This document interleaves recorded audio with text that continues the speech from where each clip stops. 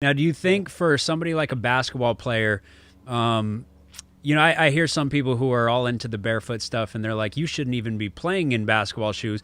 Do you disagree with that? Like, play in the basketball shoes, but live your life in the normal zero drop shoes? Yeah, like it really depends on how extreme you are. Like I am a bit of a purist, so I played like over 35s basketball in my Vivos, and it was totally fine. But I am also like doing yoga. I'm looking after my hip mobility, hip strength. Like I'm like if my foot is going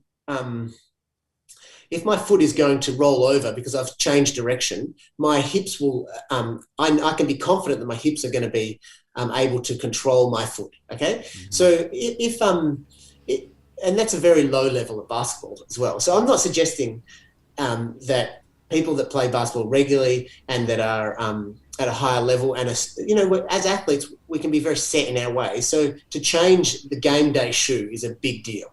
But I think it's far more powerful and important to be changing your day-to-day shoe. Yeah. And then, because then that time in the game day shoe doesn't matter so much. I would even say, if you're shooting around, then being in a minimalist shoe, or even probably not barefoot, being in a minimalist shoe is a good practice. Yeah. But I don't know. Would you agree? How do you see it? No, I agree 100%. I think I've tried to get people more into shooting around in the minimalist shoe. And I think, I have theories that I think it can kind of correct some shooting mechanics upstream, because you can kind of get the proprioception back, right? If you're on this thick thing, like you don't know where your feet are in space, and that's your one source of information from the ground. And so now your knees might be in a bad position and hip. And so just like you look at it in terms of, how it could change your alignment, I'm looking at how it could change your shooting form. So sometimes I'll just have them shoot in some minimalist shoes. And one, they don't get hurt. They feel good in it. And two, I think that it's just a theory at this point, but I think that they can make naturally kind of subconsciously make some positive changes in their form upstream. I do have some people that actually will shoot around completely barefoot, and they're fine. The problem is with wood, as soon as you get sweaty, you start to slip. And so personally, I made the full transition, but I've been playing in barefoot shoes for 10 years now. And so I'm out on concrete, jumping in the Vibram 5 fingers. I'll go dunk and check my vertical and do maximal jumps in those. And I don't recommend that for other people. But it's amazing that my feet have adapted to that.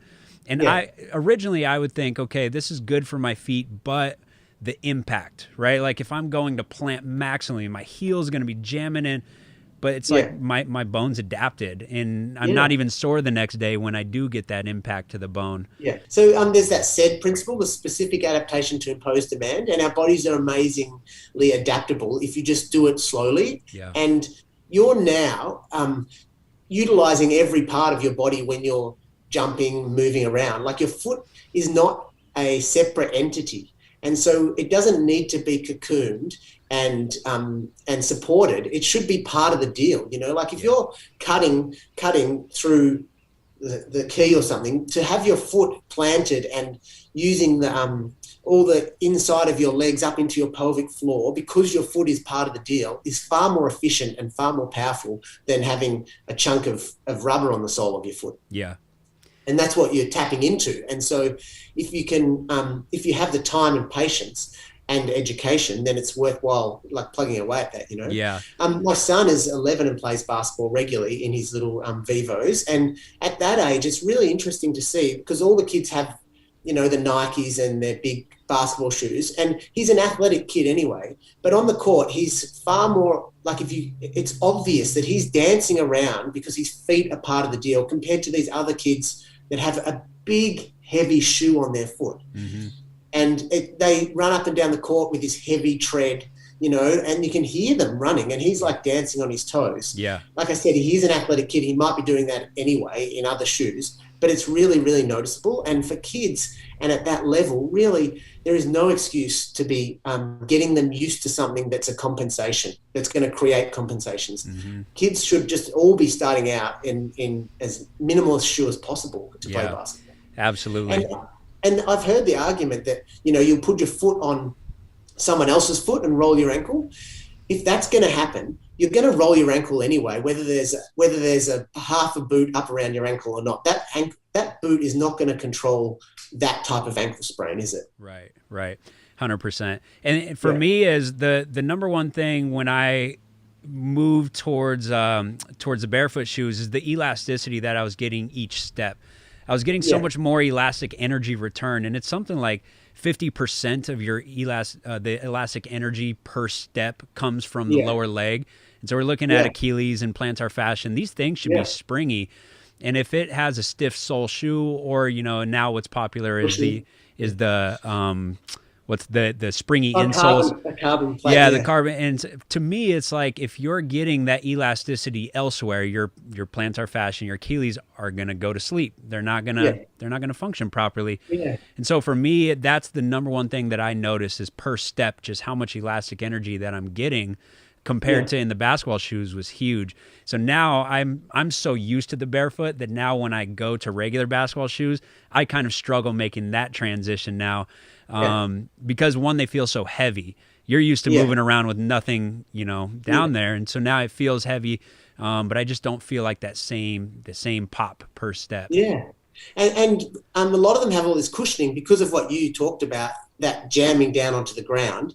But as soon as you put cushioning on the foot, your foot stays on the ground for longer. It doesn't, it's like your foot doesn't have to do the work anymore, so it just switches off. And so therefore you lose exactly what you're saying. You lose that ability to use the springs that are naturally there to be used as springs. This is an amazing energy recycling system in our feet and our Achilles that stores energy and releases it with every step. But it has to happen if your foot is only on the ground for a short period of time. Like in running, if we leave our foot on the ground for too long, it just is that energy is dissipated and we lose the ability. And so a cushioned shoe gives you this overstride. And so therefore your foot's on the ground for ages as the rest of your body's coming over the foot. And you lose the ability to spring like that. Mm-hmm. And so we all have it to start with. If we didn't ever put our kid in that cushioned heeled shoe, they would never lose it, and we wouldn't have to go through what you and I have had to go through to transition, Right. And I think you mentioned a good point about the running mechanics. I think that's something that people have a hard time understanding, is that just by adding cushion to the shoes, you're actually going to change your running mechanics. And correct me if I'm wrong, is that because you now have the ability to heel strike and get away with it? It doesn't hurt, but if I'm barefoot, I can't heel strike? Yeah, that's one of the big deal breakers. You can run correctly, obviously. Like you see the world record holder run beautifully in heeled, cushioned, carbon plated soles. So you can run correctly in these shoes, but they give you the license to not run correctly. Whereas when you have barefoot on, that's the ultimate test to work out your running technique, because it hurts like hell if you don't do it properly. Yeah. Really. If you imagine a child running around the outside of a swimming pool, which is always a hard surface, and they're always barefoot. And it's that style that we're after, this short, preppy stride that is just like floating along, as opposed to that striding out, jamming the foot down into the ground. Yeah, so as soon as you put a heeled cushion shoe on, it takes away from your ability to feel the ground, and therefore your technique is going to be compromised.